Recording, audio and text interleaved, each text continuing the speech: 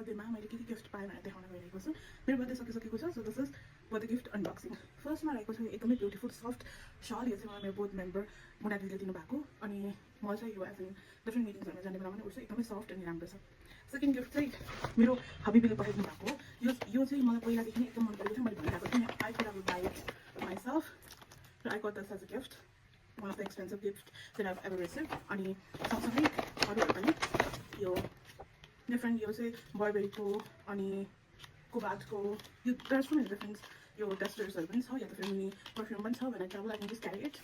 अनि main thing भनेको मैले आफ्नो लागि आफैले गिफ्ट गरेको छ यो निलय भन्ने ब्रान्डको। I literally love the necklace, अनि मैले आफ्नो लागि चाहिँ मोतीको माला, you can see this as an investment होइन, यो चाहिँ मैले आफ्नो लागि किनेको। This is how it looks. यो चाहिँ डिफ्रेन्ट meetingsहरूमा अथवा पार्टिजहरूमा I can just wear it. So this is what I got for my birthday, and thank you so much for all the gifts. Bye.